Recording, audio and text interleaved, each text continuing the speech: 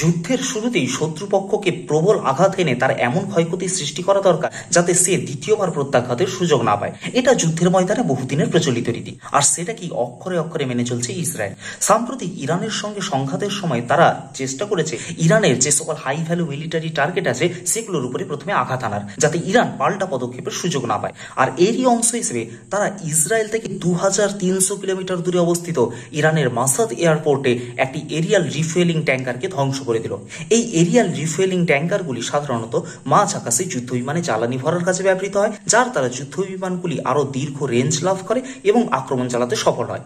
কিন্তু ইসরায়েলের এই পদক্ষেপ প্রমাণ করে দিল বর্তমানে ইরানের আকাশে ইরানের নিচেরই কোনো আধিপত্য নেই, তাদের কোনো এয়ার ডিফেন্স সিস্টেম নেই যার দ্বারা তারা ইসরায়েলের প্লেনগুলিকে শনাক্ত করতে পারে এবং ইসরায়েলের বিনা বাধায় তাদের দেশের আকাশ সীমায় প্রবেশ করে তাদের বিমানবন্দরে রাখা এরিয়াল রিফুয়েলিং ট্যাঙ্কারের মতো একটা হাই ভ্যালু টার্গেট ধ্বংস করে দিয়ে চলে যাচ্ছে এবং তারা কিছুই করতে পারছে না, যেটা সমগ্র বিশ্বের সামনে ইরানের অসহায়তাকেই তুলে ধরেছে।